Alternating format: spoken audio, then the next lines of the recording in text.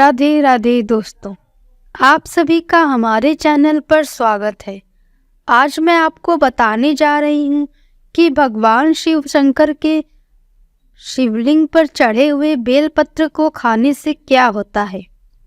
दोस्तों, अगर आपके जीवन में किसी भी प्रकार की कोई समस्या चल रही है, पैसे की कमी है, नौकरी नहीं लग पा रही है, बीमारियों से ग्रसित है या फिर बेटियों की शादी नहीं हो पा रही है, किसी भी प्रकार की कोई भी समस्या है, आज के वीडियो में आपकी समस्त समस्याओं का निवारण होगा। पहला तो दोस्तों, आपने सुना होगा कि जो शिवलिंग होती है उस पर जो बेलपत्र चढ़ाया जाता है उसके खाने के क्या फायदे होते हैं। कई बार ये प्रश्न आपने सुना होगा, लेकिन आज आपको वास्तविक बातें पता चलेंगी जो कि आपको कहीं भी नहीं पता चलने वाली। तो वास्तव में जब आप शिवलिंग पर बेलपत्र को चढ़ाते हैं तो वह बेलपत्र कोई साधारण बेलपत्र नहीं रह जाता, बल्कि वह साक्षात भगवान शिव शंकर भोलेनाथ का प्रसाद बन जाता है। आपको बता दूं कि हमारे धर्मशास्त्रों में कहा गया है कि शिवलिंग पर चढ़ा बेलपत्र 6 महीने तक बासी नहीं माना जाता है। जी हाँ, बेलपत्र को शिवलिंग पर चढ़ाने के बाद उसे पुनः धोकर शिवलिंग पर 6 महीने तक चढ़ाया जा सकता है, क्योंकि भारत में कई ऐसी जगह हैं जहां पर शिवलिंग स्थापित हैं परंतु उसके आसपास बेलपत्र उपलब्ध नहीं हो पाते। इसी वजह से कई लोग बेलपत्र उपलब्ध न होने के कारण पुराने बेलपत्र का जो चूरन होता है उसको भगवान शिव शंकर भोलेनाथ को चढ़ाते हैं। ऐसा विधान है। दूसरा दोस्तों, बेलपत्र को भगवान शिव जी पर चढ़ाने के पीछे एक पौराणिक कथा है और कथा के अनुसार जब समुद्र मंथन चल रहा था उसी समय समुद्र मंथन के दौरान अमृत के साथ कई और चीजें भी निकली थी, जिसमें से एक विष में निकला था। विष को आप जहर भी कह सकते हैं और ये विष उसी समय चारों ओर फैलने लगा था। पूरी सृष्टि को विष से बचाने के लिए भगवान शिव शंकर भोलेनाथ इस विष को अपने कंठ में धारण कर लिया था, इसीलिए महादेव को उस दिन से नीलकंठ भी कहा जाने लगा। परंतु विष के प्रभाव से भगवान शिव शंकर के शरीर का ताप बढ़ने लगा, जिसकी वजह से आसपास का वातावरण जलने लगा और वहां देवी देवताओं ने प्राचीन के सलाहकारों से सलाह ली कि भगवान शिव शंकर को इस विष से कैसे बचाया जाए। तो दोस्तों, उस समय जो प्राचीन सलाहकार थे उन्होंने सलाह दी कि आप भगवान शिव शंकर भोलेनाथ को बेलपत्र का सेवन कराइए और भगवान शिव शंकर को उस समय वहां पर जो भी उपस्थित देवी देवताओं ने तत्काल बेलपत्र खिलाया और जल से स्नान कराया। इसके बाद भगवान शिव शंकर के शरीर में जो उत्पन्न गर्मी थी वह शांत होने लगी। तभी से भगवान शिव को बेलपत्र चढ़ाने की परंपरा मानी गई है। तीसरा दोस्तों, शिवलिंग पर बेलपत्र अर्पित करने के बाद हमें जल जरूर चढ़ाना चाहिए। इससे भगवान शिव को शीतलता मिलती है और उनका आशीर्वाद हमें प्राप्त होता है। हमेशा ध्यान रखिएगा कि 3 पत्ती वाली जो बेलपत्र होती है वहीं शिव शंकर भोलेनाथ को आप चढ़ाइए। जहाँ से बेलपत्र चिकनी होती है उस तरफ से शिवलिंग पर आपको बेलपत्र चढ़ाना चाहिए। चौथा दोस्तों, इस बात का आपको विशेष ध्यान रखना है कि कभी भी कटे फटे बेलपत्र भगवान शिव शंकर को आपको नहीं चढ़ाने हैं। इसके पीछे भी एक कथा है, क्योंकि जब भगवान ने शंकर जी ने गणेश जी का सिर खंडित कर दिया था तभी से भगवान शिव शंकर भोलेनाथ ने संकल्प लिया था कि कभी भी मुझे कोई खंडित चीजें नहीं चढ़ाई जाए और ना ही अर्पित की जाए। तब से भगवान शंकर जी को कभी भी कोई चीज खंडित नहीं चढ़ाई जाती है, चाहे वो बेलपत्र ही क्यों ना हो। पांचवा दोस्तों, शिवलिंग पर अगर आप प्रतिदिन बेलपत्र चढ़ाते हैं तो सभी प्रकार की समस्याएं आपकी दूर हो जाएंगी।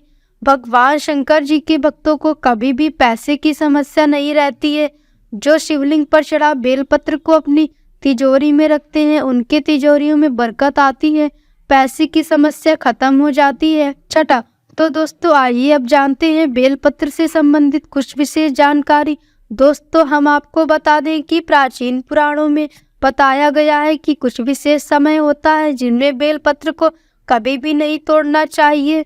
जी हाँ दोस्तों, कुछ ऐसे विशेष स्थिति में जिनमें बेलपत्र को आपको कभी भी नहीं तोड़ना चाहिए, जैसे कि हमारे धर्मशास्त्र में कहते हैं बेलपत्र को हमेशा चतुर्थी, अष्टमी नवमी, दशमी, अमावस्या और पूर्णिमा व संक्रांति की तिथि में आपको कभी भी नहीं तोड़ना चाहिए।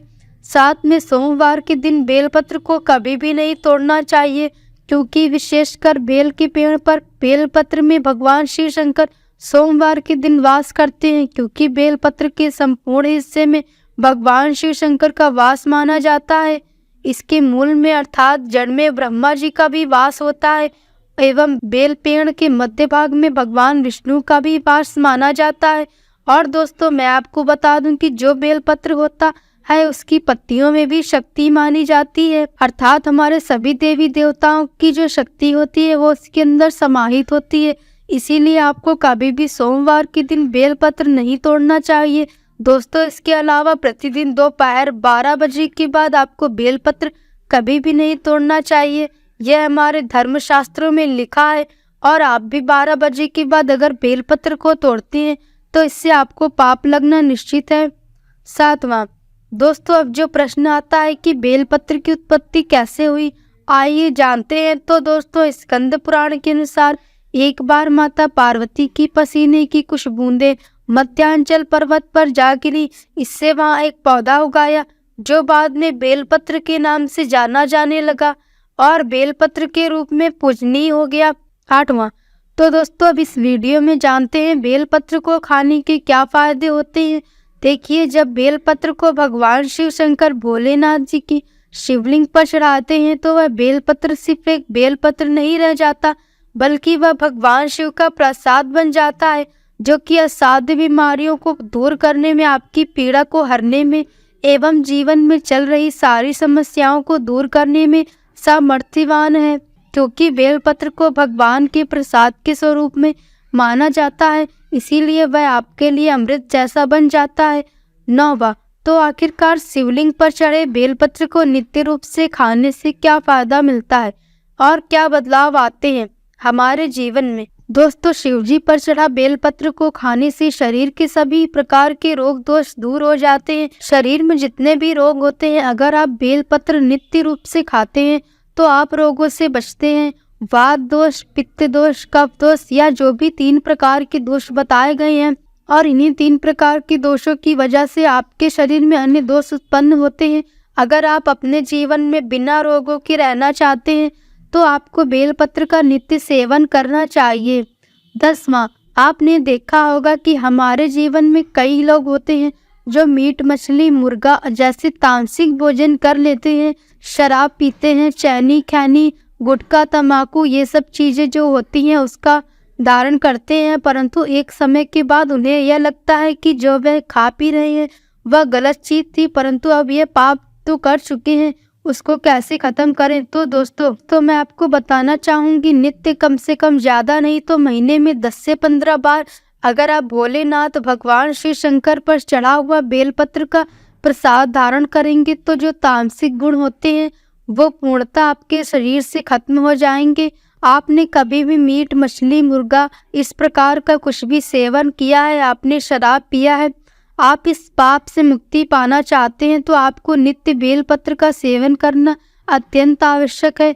इसके सेवन से आपका शरीर शुद्ध होता है। आप अपने अशुद्ध शरीर को पूर्ण रूप से स्वस्थ बनाने के लिए पूर्णतः संपन्न पा जाते हैं। आपको भगवान शिव शंकर भोलेनाथ के इस प्रसाद को ग्रहण करना अत्यंत आवश्यक है। आज से ही शुरू कर दीजिए। नित्य 5 बेलपत्र खाइए, 3 सुबह और 2 शाम में खाइए। अगर नित्य खाते हैं तो यह आपके शरीर में तामस गुण को समाप्त कर देगा, किसी भी प्रकार की बीमारियां पूर्णतः समाप्त कर देगा। बेलपत्र खाने से आपका भाग्य भी बदलेगा, आपका भाग्य बलवान हो जाएगा। दोस्तों, कैसे भी आपके दुर्भाग्य हों, जिस समय से आप बेलपत्र खाना शुरू कर देंगे आपके दुर्भाग्य सौभाग्य में बदल जाते हैं। आपकी किस्मत, आपकी तकदीर फिर आपके अनुरूप चलने लगती है। 11वां, दोस्तों, आयुर्वेद में भी कहा जाता है कि बेलपत्र को खाने से आपका जो रक्त होता है, खून होता है, वह साफ होता है। अगर खून संबंधित, रक्त संबंधित कोई बीमारी है, नित्य 5 बेलपत्र खाइए। 5 बेलपत्र खाने के बाद आपके शरीर में जो खून में किसी भी प्रकार की गंदगी है वह धीमे धीमे खत्म होने लगेगी। आपका शरीर बहुत ही स्वच्छ हो जाएगा। एक बेलपत्र खाइए दूसरे दिन 2 बेलपत्र खाइए, तीसरे दिन 3 बेलपत्र खाइए। इस प्रकार से आपको जो बेलपत्र खाने का क्रम है उसको बढ़ाना होगा। धीरे धीरे ही खाइए, लेकिन खाना ज़रूर है, ताकि आपके शरीर का जो खून है वह बिल्कुल शुद्ध हो जाए, साफ हो जाए। तो दोस्तों, मैं आपको बता दूं कि जो बेलपत्र होता है वह फ़िल्टर करने का काम भी करता है आपके शरीर को। जैसे आपके शरीर में किडनी होती है, किडनी क्या करती है, जो पानी होता है, जो खून होता है उसको फ़िल्टराइज़ करती है। उसी प्रकार से जो बेलपत्र है वो भी आपके शरीर में जो अशुद्ध चीज़ें होती हैं, आपके खून में जो गंदगी होती है उसको साफ कर देता है, फ़िल्टर कर देता है। साथ में दोस्तों, हम आपको बताना चाहेंगे, शिवलिंग पर चढ़ा बेलपत्र नित्य रूप से 1 महीने तक खाने से आपकी सभी इच्छाओं की पूर्ति होगी। जी हाँ, आपकी कई ऐसी इच्छाएं होती होंगी कि यह पैसा मुझे मिल जाए। आपके सामने वाला जो व्यक्ति रहता है घर के आसपास, वो आपसे अमीर है। आप चाहते हैं कि आप भी उतना पैसा कमाएं, आप भी खूब धनवान बने। आप भी खूब मेहनत करते होंगे, लेकिन उतना धन नहीं कमा पाते हैं जितना सामने वाला व्यक्ति धन कमा ले जाता है बिना मेहनत के। क्योंकि दोस्तों, मेहनत तो सभी लोग करते हैं पैसा कमाने के लिए, लेकिन किस्मत की भी कोई बात होती है। किस्मत भी कोई चीज़ है, और यह किस्मत उन्हीं लोगों का साथ देती है जो लोग नित्य रूप से भगवान शिव शंकर भोलेनाथ की पूजा करते हैं।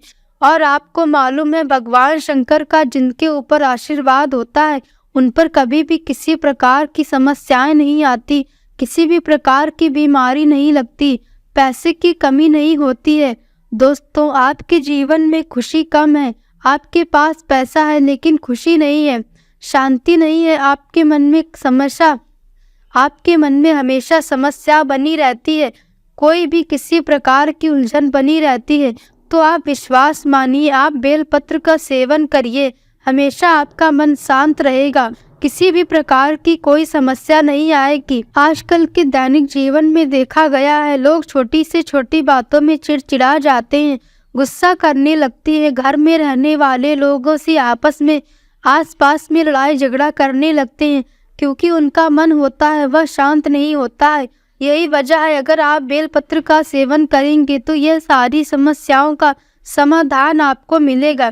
साथ में दोस्तों, मैं आपको बताना चाहूँगी कि बेलपत्र के सेवन करने से सांसारिक जो मोह माया होती है वह समाप्त होने लगती है। आपको ज़्यादा पैसा कमाने की इच्छा नहीं करेगी, फिर आप जितना पैसा कमा रहे हैं उसी में खुश रहेंगे।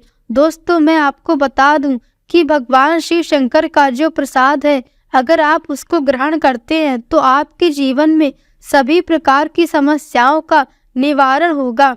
तो दोस्तों, ये थी बेलपत्र से जुड़ी वो कुछ खास जानकारी जो हमने आपको बताई है।